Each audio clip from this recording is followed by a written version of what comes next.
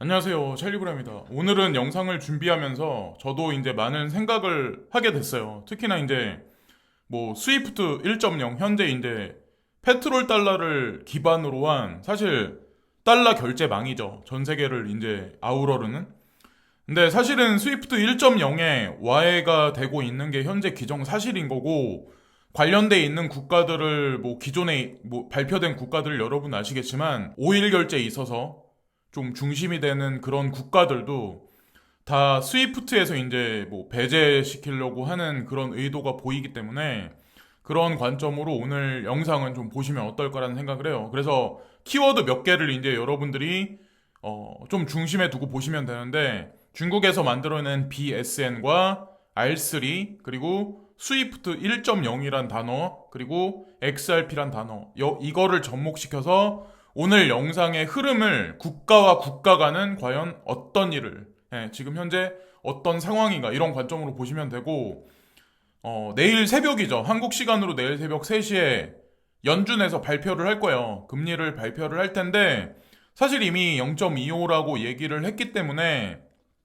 뭐 이게 시장에 미치는 여파가 극히 적을 거라고 이제 저는 생각을 하고 지금 우리가 진짜 걱정해야 될 거는 우크라이나 전쟁 문제가 장기화되지 않기를 바라는 게 조금 급선무지 않을까. 이거는 제 개인적인 견해가 아니라 월가의 견해가 지금 중심이 내일 연준의 발표보다 그쪽으로 많이 치우쳐져 있어요. 제가 그건 좀 이따 이제 보여드릴게요. 그래서 어쨌건 PPI가 발표가 됐는데 뭐 예상치가 10인데 10으로 나왔어요. 여기 보면은 코어 같은 경우는 예상치가 8.7이었는데 그러니까 실제로는 8.4가 나왔다. 그래서 뭐 이거는 그냥 넘어간 것 같아요. 인플레이션을 올라간 거. 그리고 또 하나 우려스러운 게 또 하나 문제가 발생되는데 뉴욕 타임즈에 이게 나왔더라고요. 아마 여러분들 이미 어저께 그저께 아마 이 뉴스를 보셨을 텐데 요즘 들어서 중국에서 다시 코로나가 다시 극심해지면서 뭐 전체적인 어떤 그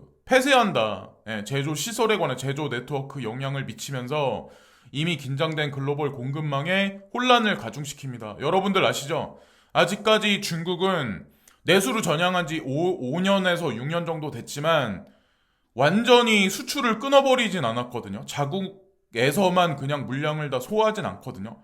미국을 비롯해서 전 세계로 물건들이 수출되는 게 많기 때문에 사실 이 여파도 향후에 다가오는 인플레이션에 영향을 미칠 가능성이 상당히 높다. 이런 관점에서 한번 보시면 됩니다. 자, 그걸 또 한 가지 말씀드리고 또 하나 이것도 이제 제가 미디어를 보다가 하나 캡처를 한 사진인데 매해마다 이제 시작돼서 1월달, 2월달 뭐 들어서 좀 시장이 되게 저조했을 때 지금 현재 2020년이 다섯 번째 정도 된대요. 2009년이 마이너스 18%였고 1933년이 마이너스 17% 그래서 안 좋은 걸로 따지면 다섯 번째 역대 이래로 다섯 번째 정도 되는데 무슨 얘기를 하냐면 항상 이제 최악의 어떤 그 시즌이 뭐 1월달하고 2월달에 있었을 때 그리고 나서 넥스트 그러니까 10월 그러니까 10개월은 긍정적으로 풀렸다. 뭐 대부분 지금 여기 통계 자료를 보면 2009년부터 2000년도 그리고 현재 뭐 2020년은 뭐 향후에 다가오니까 긍정적으로 풀렸어요. 그러니까 2020년 같은 경우는 뭐 처음에 초기 두 달 동안 마이너스 8.3%였는데 10개월 동안 29.1%가 상승했어요. 그래서 지금도 마찬가지로 썩 안 좋은 마이너스 8% 정도 이제 지금 현재 금융시장이 그런데 향후에 뭐 긍정적이게 풀려질 거야. 뭐 이런 어떤 그 월가의 예측도 있더라고요. 이것도 그냥 참고만 하시면 되고 저 같은 경우는 코인을 사지도 팔지도 않고 있어요. 지금 현재 상황이. 그렇다고 뭐 극심하게 여러분들이 급격하게 금리 인상을 0.25를 몇 번 할 거야라고 거기에 무게중심을 둬가지고 패닉장이 올 거야라고 보기보다는 양적 완화를 만약에 금리 인상에서 시장에 패닉이 도래한다면 아마 또 다른 양적 완화 카드를 분명히 꺼낼 가능성이 높지 않을까라는 전망이 조금 많아요. 지금 현재로서. 왜냐면 스태그플레이션이기 때문에 스태그플레이션 상황에서는 돈을 진짜 1원 하나 안 풀면 국가는 망할 수밖에 없어요. 경제 시스템 자체가 무너질 수밖에 없기 때문에.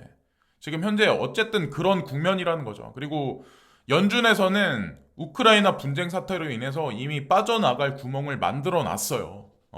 그래서 뭐 말할 어떤 그 명분거리도 분명히 충분히 있기 때문에. 자, 그리고 달러 시스템의 크랙이 지속적으로 가고 있는데 터키까지 또 연합해서 이번에 들어갔더라고요. 그래서 러시아의 스위프트 금지가 빗달러 무역을 촉진할 것이라고 터키 수출업자 연합이 밝혔습니다. 터키까지 합세해서 자, 달러 위주의 스위프트 거기에 이제 뭐 반기를 들 거다. 이런. 그래서 러시아 제재로 인해서 많은 일들이 아마 올해부터 트리거가 발생되지 않을까. 그리고 여러분들이 미디어를 보실 때 저도 뭐 CNN이나 뉴욕타임스, 뭐 CNBC 이런 거 블룸버그를 보고 많이 말씀을 드리는데 서방 언론에서 나오는 거랑 이 미디어는 이거는 이슬람 미디어거든요. 이거는 터키 미디어예요. 바라보는 견해가 다 틀리거든요. 다르거든요. 그래서 그런 관점으로 보시면 어떨까라는 생각을 해요. 그리고 어떤 얘기가 있었냐면 여기 이슬람 타임스라고 써 있는데 러시아 은행과 스위프트 결제 시스템을 연결을 끊으면 양국의 국가 통화로 러시아와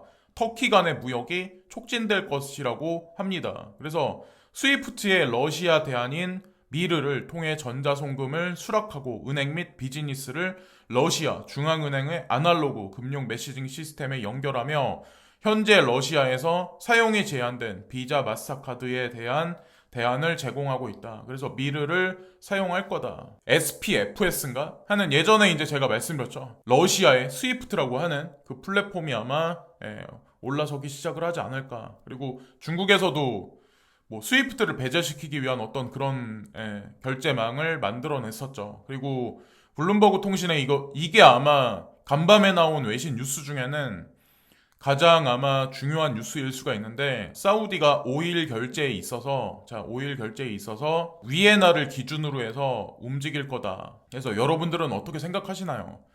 페트롤 달러라는 게 사실 전 세계 이제 결제에서 오일을 근간으로 했던 거거든요. 그 전에 금이었다면 그러면 지금 오일을 근간으로 했던 어떤 그 오페크 위주의 산유국들이 이런 식으로 계속 돌아선다면 과연 달러는 견고할까냐는 거죠. 2030년까지. 점점 더 달러의 힘은 전 세계적으로 지금 약해져 가고 있는 현재 추세다. 이런 관점으로 보시면 어떨까라는 생각을 합니다. 그래서 어쨌건 사우디가 위에나 결제를 하기 위해서 지금 고려를 하고 있다. 이런 얘기들이 있더라고요. 그리고 참고로 이거는 제가 이제 따로 찾아낸 건데 어떤 게 있냐면 IMF 이제 커런시 바스켓 그러니까 SDR이죠. 통화 바스켓인데 제가 달러를 점진적으로 줄여 나가고 있다. 그 반면에 위에나가 등극시키고 있다. 그래서 2022년 7월 달이 되면 위에나 비율이 늘어날 거다라고 제가 말씀드렸는데 그러니까 과거 사례 히스토리를 보면 알 수가 있어요. 2000년에는 달러 비율이 통화바스켓상에서 45%였어요. 2005년, 5년마다 바뀌어요. 2005년에 44%, 2010년에 41.9%, 2015년에 또 41.73%. 근데 원래는 2020년에 이걸 바꿔야 되는데 2021년에서부터 2022년까지 미뤄졌어요. 그래서 올해는 아마 바뀔 가능성이 높아요. 올해 IMF 회의가 있을 텐데 그때가 아마 7월 말일날로 저는 알고 있습니다. 그래서 위에나 비중을 늘려놓을 가능성이 높고 유로화 같은 경우는 뭐 중간에 한번 확 늘렸는데 2015년에 확 줄였어요. 그리고 뭐 엔화랑 파운드 같은 경우도 보시면 아시겠지만 15, 11, 9.4, 8.3 그리고 파운드는 11, 11.3 그리고 대폭 줄여서 8.9죠. 그래서 다른 통화들은 지금 다 전체적으로 SDR 통화 바스켓 비율에서 줄여 나가고 있는 현재 와중이고 2015년에 위에나가 이제 여기 이제 들어갔는데 위에나가 아무래도 제가 보기에는 좀 비율을 많이 늘려놓지 않을까. 그러니까 만약에 IMF에서 그렇게 한다면 지금 이 흐름대로 봐서 그렇게 한다면 중국이 뭐 망한다는 사람들도 되게 많은데 제가 봤을 때는 아마 생각보다 많이 빠르게 아마 올라갈 거예요. 근데 사람들은 인정하지 않지만 제가 개인적으로 보기엔 2025년에서 6년 정도 되면 대부분의 사람들이 아마 지금 뭐 반기를 드는 사람들도 아마 다 그냥 수긍하지 않을까라는 생각을 합니다. 그게 뭐 교육을 통해서 미디어를 통해서 그렇게 어릴 때부터 그렇게 자라왔기 때문에 그거는 뭐 어쩔 수가 없는 것 같아요. 저는 솔직히 그런 생각을 제가 뭐 통화 리셋을 보고 저는 이제 코인 투자를 시작을 했어요. 2016년부터. 그래서 뭐 가뭄이 들어가지고 에그플레이션이 도래하고 인플레이션이 극악으로 올라갈 거다. 제가 이제 유튜브를 하기 전부터 사실 이런 생각들은 되게 많이 했었어요. 이게 제가 2018년도 7월달, 8월달 영상들이거든요. 여기 보면은 뭐 전 세계를 통치하는 세력들이 달러를 버리고 암호자산으로 리셋하는 과정. 왜 그들은 달러를 버릴 수밖에 없는가? 지금 그대로 가고 있죠. 그대로. 예. 달러 비율이 점진적으로 IMF 통화 바스켓에서도 축소되고 있죠. 가격이 상승해서 코인 시작한 사람이 아니에요. 저는 통화 시스템에 리셋될 거라는 분위기를 감지했기 때문에 그때서부터 코인 투자를 했던 거고, 미국보다는 서방 유럽보다는 중국이나 인도가 득세할 거다. 예, 이미 저는 오래전서부터 그런 생각에 관해서 벌써 이미 관점의 방향을 정했었던 사람이에요. 그리고 카카오의 대두에 관해서도 지금 뭐 카카오도 망한다 어쩐다 되게 말이 많지만 카카오가 아마 대부분의 산업들은 다 아마 치울 거예요. BSN, 뭐 인더스트리아와 제휴해서 영국 시장을 주목한다. 그래서 영국 기업인데 인더스트리아라는 데랑 파트너십 관계를 맺었다라고 하더라고요. 이거는 뭐 국영 블록체인인 인프라가 유럽 시장 진출을 모색함에 따라 영국 기술 회사인 인더스트리아와 파트너십을 발표를 했다. 뭐 이것도 얼마 전에 나온 얘기인데 이 핵심 서머리를 보면 대충 분위기를 알 수가 있거든요. 왜 영국 기업은 이거를 왜 오픈시켰나? 이번 파트너십은 영국과 유럽 시장에 진출하는 BSN의 첫 번째 시도라고 BSN 대변인이 언급했다. BSN은 화요일 성명에서 제품을 영국 회사 핀테크 및 중앙은행 디지털 통화 고객에게 제공하는데 도움이 될 것이라고 말했다. 되게 생뚱맞은 얘기가 여기 나오죠. 영국 회사의 핀테크 및 중앙은행 디지털 통화 고객에게 제공하는데 도대체 중국이 원하는 게 과연 뭘까요? BSN을 통해서. 왜 그리고 영국 정부는 이것에 관해서 오픈을 시켜줬을까요? 우리가 미디어를 통해서 알 수 있는 일들이 있고 알 수 없는 일들이 있어요. 베일에 가려진 여러 가지 정책이나 그런 거를 보고 모든 것을 다 단기적으로 판단하면 안 되는 국가가 중국이란 나라인 거죠. 어쨌든 생뚱맞은 얘기가 있네요. 자, 그리고 이 파트너십은 저작권 보호, 자산 디지털화, NFT하고 관련이 있는 것 같은데, 그리고 네오를 통해서 BSN은 NFT를 찍어내겠다라고 공표를 했었죠. 그리고 계약 관리, 공급망 금융 분야의 응용 프로그램을 확장하는 것을 목표로 한다. 뭐 이런 얘기. 그리고 BSN은 코다와 같은 허가된 블록체인 이더리움, 그리고 이오스, 네오를 포함한 허가 없는 블록체인이 포함이 됐었다. 페이크적인 뉴스만 보고 모든 것을 판단하시면 안 된다. 그리고 잠정적으로 스위프트에서 많은 아마 오페크 회원국들이 배제당할 가능성이 높고 이들이 자체적으로 달러 결제망에서 이제 떨어져 나갈 가능성이 높은데, 사우디가 이제 전체 뭐 산유량 중에 좀 가장 많은 국가예요. 베네수엘라는 이게 사실 예전 거거든요. 베네수엘라가 지금보다 이때만 해도 25%였는데 아마 산유량이 많이 줄었을 거예요. 미국 때문에.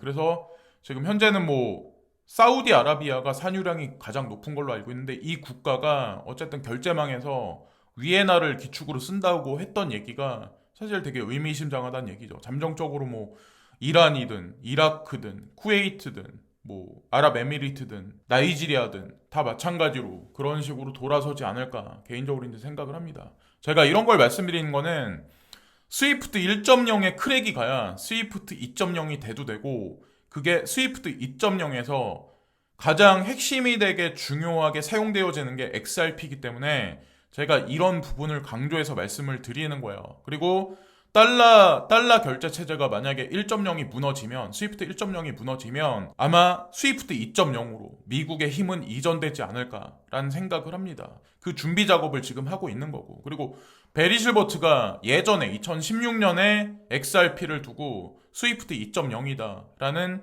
어떤 예언적인 메시지를 대중한테 한번 던진 적이 있어요. 그리고 오늘 새벽인가 하여튼 제가 트윗을 보다가 하나 눈에 띄어서 이제 말씀드리려고 하는데, 지캐시를 본인은 좀 중요하다라고 이제 생각을 해서 언급을 자꾸 하는데 사람들은 뭐 지캐시를 매수하지 않는다. 이거를 뭐 찾지 않는 것 같다. 근데 이게 심각한 문제라고 본인은 이제 생각한다.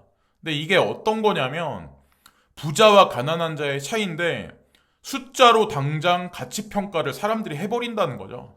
숫자로. 그거 기억나시나요? 사람들이 50만 원일 때는 비트코인, 뭐 이더리움이 예를 들어서 만 원일 때는 사람들이 이거 이러다가 사라질 거야. 사기야. 다단계다. 이런 식으로 치부했었어요. 근데 지금은 어떤가요? 사람들이. 비트코인은 가격이 수천만 원이 넘어가니까 인정을 하죠. 지캐시도 마찬가지예요. 지금 급등락이 계속 반복하니까 사람들이 부와 내동하는 사람은 어차피 이거 6만 달러까지 계속 지고 있지 못해요. 제가 항상 반복해서 말씀드리는데 호라이젠도 마찬가지예요. 사람들이 그 코인에서 많은 어떤 그 득을 보려고 하고 호재거리를 기다리는데 그 코인도 마찬가지래요. 그게 그렇게 홀딩한다는 게 그렇게 많이 쉽지가 않아요. 부자의 관점을 따라가야 된다는 거죠. 이 사람이 이렇게 얘기할 때는 분명히 뭔가 있는 거고, 그리고 러시아와 인도도 러시아와의 무역거래에 있어서 다양한 결제망을 지금 찾고 있는데 중국 위에나를 기축으로 해서 결제망을 루피와 루블로 결제 메커니즘을 통합할 거다. 이런 얘기가 있네요. 여기서도 마찬가지로 위에나를 기축으로 삼을 거다. 여기 보면은 레퍼런스 커런시란 얘기가 있죠.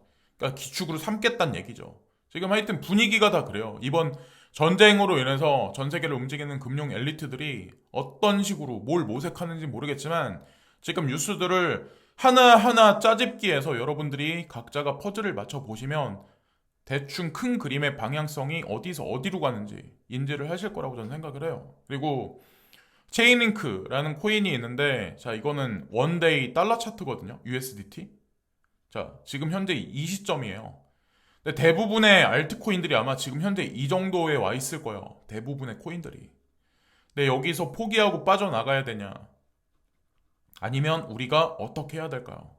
지금 현재 차트상 봤을 때 그래서 여기서 다시 80%가 폭락을 할 거예요 라고 3일 전인가 저한테 영어로 아주 장문의 댓글을 달아주신 분이 있어요. 본인이 뭐 캘리포니아에 사신다고 그분이 들으실지 모르겠는데 캘리포니아에 사시는데 어쨌건 여기서 80%가 다시 폭락할 거야 라고 저한테 이제 언급들을 하시더라고요. 그리고 요즘 들어서는 왜 폭락한다는 사람들이 많이 사라졌는지 모르겠는데 월가에서는 지금 뭐 종말론 쪽으로 많이 그 전체적인 무드가 턴했는데 대부분의 사람들은 지금 뭐 약세장의 흐름을 보고 있고 스태그플레이션과 그리고 리만 사태 이후 중에 심리적 노선이 가장 최악이다. 지금 현재 상황이 그렇다는 얘기들을 사람들이 월가 사람들은 지금 많이 해요. 근데 왜 지금 현재 그런 얘기들이 많이 나오냐면 매파적인 중앙은행들의 어떤 그런 견해가 2월 달까지만 해도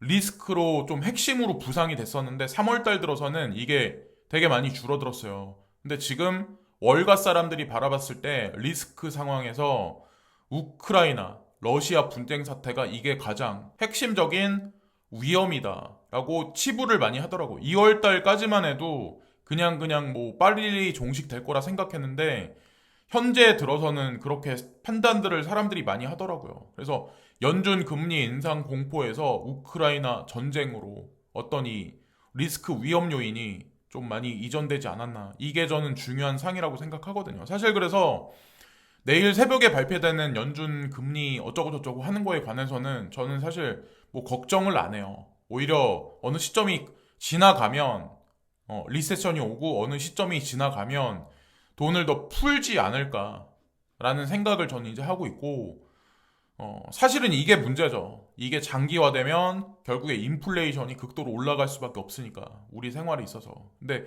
어쨌든 코인 투자 하고 계신 분들 같은 경우는 인플레이션에 그냥 현금만 들고 있으셨던 분들보다는 조금 더 좀 안전하게 해칭이 되지 않을까 개인적으로 이제 전 생각을 합니다. 그래서 빨리 전쟁이 종식되는 게 그게 우리가 진정으로 바라야 되는 현재 시점이지 않을까라고 말씀을 드리면서 오늘 영상도 마치겠습니다. 구독과 좋아요 부탁드립니다. 감사합니다.